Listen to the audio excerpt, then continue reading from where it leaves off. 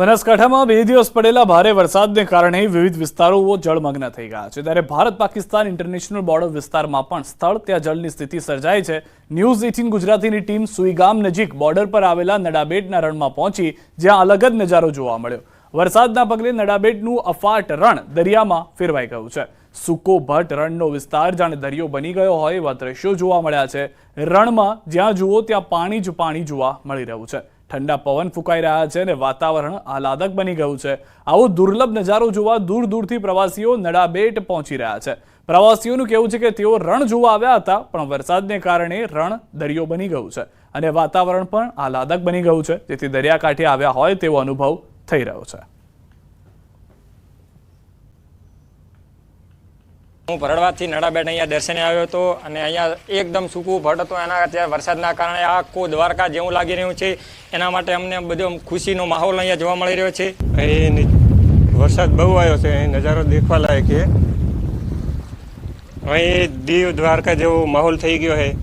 વરસાદ આવવાથી બહુ પાણી ભરાઈ ગયું। પહેલાં રણ હતો હાવ સુકાઈ ગયેલું, અત્યારે બહુ પાણી આવી ગયું છે। નજારો દેખવા લાયક છે। ન્યૂઝ 18 ની ટીમ અત્યારે ભારત પાકિસ્તાન બોર્ડર પર પહોંચી છે। ભારત પાકિસ્તાન બોર્ડર પાસે આવેલ નડાબેટનું જે રણ છે તે અત્યારે દરિયામાં ફેરવાયું છે। જ્યાં નજર કરો ત્યાં પાણી જ પાણી જોવા મળી રહ્યું છે। આપને સીધા જે દ્રશ્યો બતાવીશ કે એક તરફ પાકિસ્તાન છે તો બીજી તરફ હિન્દુસ્તાન છે। પાકિસ્તાન અને હિન્દુસ્તાનનું જે આ બોર્ડર પરનું જે રણ હતું તે રણ અત્યારે જે છે તે દરિયામાં ફેરવાયું છે અને દરિયામાં રણ ફેરવાતા અનેક જે પ્રવાસીઓ છે તે પ્રવાસીઓ પણ અત્યારે જોવા મળી રહ્યા છે। ખાસ કરીને આપ દ્રશ્યોમાં જોઈ શકો છો કે કેટલાક જે પ્રવાસીઓ છે તે આ રણને નિહાળવા માટે આવ્યા છે અને સેલ્ફી લઈને મજા પણ લઈ રહ્યા છે। ગત વર્ષે જ્યારે બિફોર જોઈ વાવાઝોડું આવ્યું હતું તે સમયે પણ આ જે રણ હતું તે રણ દરિયો બની ગયો હતો અને મોટી સંખ્યામાં પ્રવાસીઓ અહીં જોવા મળતા હતા। અને આ બનાસકાંઠા એ સૂકો ભટ્ટ બનાસકાંઠા કહેવાતો હોય છે, પરંતુ આ બનાસકાંઠામાં અત્યારે દરિયો જોવા મળી રહ્યો છે અને આ દરિયો જોવા માટે દૂર દૂરથી લોકો પણ આવી રહ્યા છે। કિશોર તુવર, ન્યૂઝ 18 ગુજરાતી, બનાસકાંઠા। બનાસકાંઠાના લાખણીમાં 11 ઇંચ વરસાદથી ખેતરોમાં તારાજી છે। કુડા, મોરાલ, દેતાલ, ડુવા ગામમાં મોટાભાગના ખેતરોનું ધોવાણ જોવા મળી રહ્યું છે। કુડા ગામમાં રસ્તા ધોવાઈ જતા ગ્રામજનો મુશ્કેલીમાં મુકાઈ ગયા છે। મોરાલ ગામમાં ખેતરોમાં વસતા ખેડૂત પરિવારોની સ્થિતિ કફોડી બની ગઈ છે। લોકો અવરજવર માટે ટ્રેક્ટરનો સહારો લઈ રહ્યા છે। બાળકોને ટ્રેક્ટરથી બેસાડી શાળા સુધી મૂકવા જવાની ફરજ પડી છે। જિલ્લામાં 20,000થી વધુ હેક્ટરમાં મગફળીનું વાવેતર છે। ખેતરમાં પાણી ભરાઈ જતા પાકને ભારે નુકસાન થયું છે।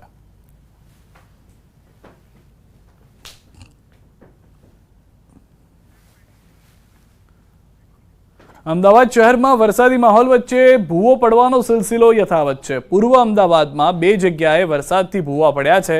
ખોખરા સીટીએમને જોડતા શ્રી છત્રપતિ શિવાજી ઓવરબ્રિજ નજીક ભૂવો, મણિનગર ગોરના કુવા માર્ગ પર ગુરુજી રેલવે ઓવરબ્રિજની નીચે જ પડ્યો ભૂવો। એએમસીના તંત્ર દર વખતની જેમ ભૂવા ફરતે બેરિકેડ લગાવીને સંતોષ માની ચૂક્યા છે।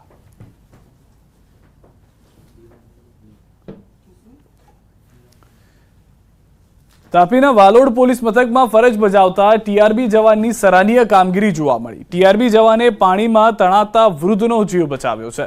સાયકલ લઈને વાલોડના દામોદલા ગામના એક વૃદ્ધ લો લેવલ પુલ પરથી પસાર થઈ રહ્યા હતા। તે દરમિયાન ધસમસતા પાણીમાં વૃદ્ધ ફસાયા હતા। ટીઆરબી જવાન મનીષ ચૌધરીએ વૃદ્ધને હાથ આપી જીવ બચાવ્યો। આ વાયરલ વિડીયોના લોકો ટીઆરબી જવાનના વખાણ કરી રહ્યા છે। તો દ્રશ્યોમાં પણ જે રીતે જોવા મળી રહ્યું છે, ટીઆરબી જવાન ત્યાં ઉપસ્થિત હતા અને ટીઆરબી જવાનની કામગીરી કોઈક વ્યક્તિએ પોતાના મોબાઈલમાં વિડીયોમાં શૂટ કરી લીધી હતી, જે દરમિયાન તેઓ વૃદ્ધને બચાવતા જોવા મળી રહ્યા હતા કે જેઓ સાયકલના સહારે આ રસ્તો ક્રોસ કરવાનો પ્રયાસ કરી રહ્યા હતા। બનાસકાંઠા જિલ્લામાં ચોમાસું ભલે મોડું બેઠું, પરંતુ મોડા પડેલા વરસાદને કારણે અનેક વિસ્તારો બેટમાં ફેરવાયા। દાતા અંબાજી પંથકમાં ધીમી ધારે વરસાદ વરસી રહ્યો છે। વરસાદને કારણે જંગલોમાં બનાવેલા ચેકડેમોમાં વરસાદી પાણીની આવક થઈ છે। ચેકડેમો ઓવરફ્લો થવાની આરે છે। ચેકડેમોમાં પાણીને કારણે ચોમાસાની ખેતીમાં ખેડૂતોને ફાયદો થશે। પાણી ભરાયેલા રહેશે તો રવિ પાક માટે પણ ઉપયોગી બનશે। ચેકડેમ ઓવરફ્લો થશે તો દાંતીવાડા અને મોકેશ્વર જેવા ડેમોમાં પણ પાણી પહોંચી શકે છે।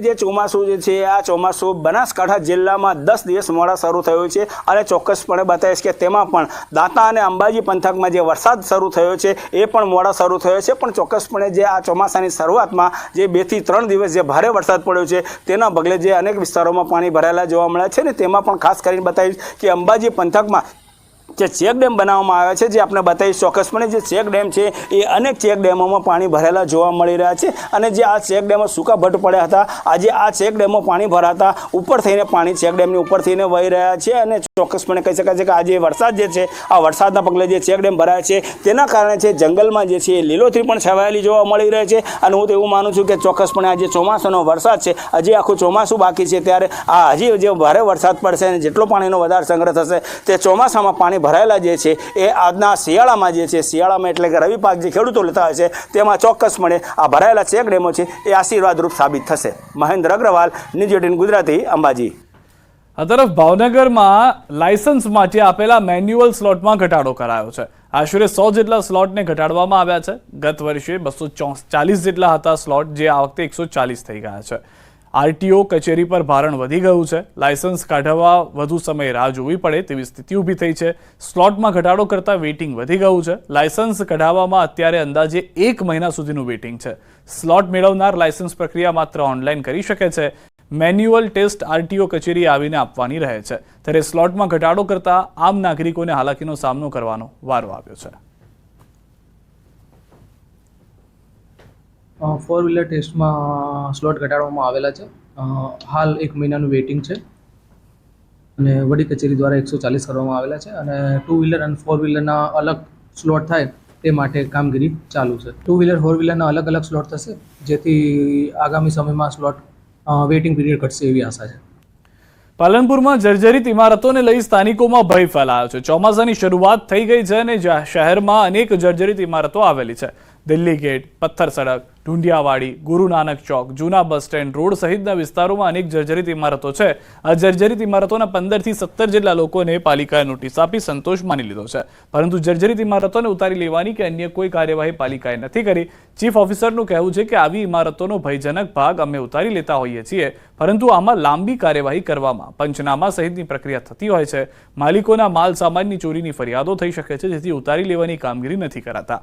ત્યારે સલામતીને લઈ સવાલો ઉઠી રહ્યા છે. જનતા પાલિકા તંત્ર સામે રોષ ઠાલવી રહી છે. તો દ્રશ્યોમાં પણ જોવા મળી રહ્યું છે કે જે રીતની પરિસ્થિતિ છે, ઇમારતોને ઉતારી લેવાની કાર્યવાહી ન થતા સવાલ ઉઠવા યોગ્ય છે. હાલમાં જો વરસાદના કારણે આ ઇમારતોને વધુ જોખમી બનાવી અને કોઈ ઉપર પડે તો તેના માટે જવાબદાર કોણ, એ સવાલો ઉઠી રહ્યા છે. પાલનપુર નગરપાલિકા દર ચોમાસા પહેલાં જ ફક્ત નોટિસો આપીને સંતોષ માને છે કે અમે નોટિસો આપી છે, પરંતુ તંત્ર જો આ બાબતે ધ્યાન નહીં દોરે તો મોટી હોનારત સર્જાશે. કેટલાક મકાનોની બાજુમાં પણ કેટલાક મકાનો આપતા હોય છે અને રસ્તા ઉપર હોય છે, ત્યારે રસ્તા પર ચાલતા લોકોને મોટી જોખમ થાય છે. પાલનપુર નગરપાલિકા વર્ષોથી જે ચોમાસાની ઋતુ આવે છે એ ઋતુ પહેલાં જે જર્જરિત મકાનો હોય છે આ મકાનોને ખાલી નોટિસ આલી સંતોષ માને છે, કારણ કે ચોમાસું આવે, ધોધમાર વરસાદ પડે અને આ જર્જરિત જે બિલ્ડિંગો શહેરમાં તો અનેક છે, ઘણી બધી છે, અને આ ચોમાસાની ઋતુમાં કોઈ ઘટના ઘટે તો જવાબદાર કોણ? પણ જે એનો જર્જરિત ભાગ જે ડેન્જરસ ભાગ હોય કે જે ભયજનક હોય, પડવાની તૈયારીમાં, એવો ભાગ અમે જેસીબીથી કે માણસોથી ચડી અને પડાવી દેતા હોઈએ છીએ. બાકી એ સિવાય એમાં વધુ લાંબી કાર્યવાહી કરવા જઈએ તો એમાં પંચનામું કરવું પડે, એના ઘરમાં કંઈ માલ સામાન હોય ચોરીની ફરિયાદ કરે, એના કરતાં અમે નોટિસ આપતા આવીએ છીએ અને જો ના ઉતારે તો ભયજનક ભાગ નગરપાલિકા ઉતારી લેતી હોય. સમાચારોમાં અત્યારે બસ આટલું. દેશ પ્રદેશની તમામ ખબરો માટે આપ જોડાયેલા રહો ગુજરાતની number 1 news channel news 18 Gujarati સાથે.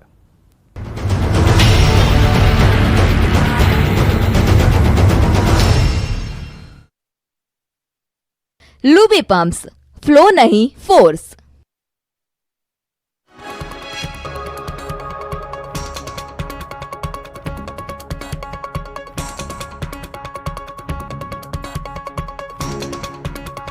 लूबी पंप्स, फ्लो नहीं फोर्स.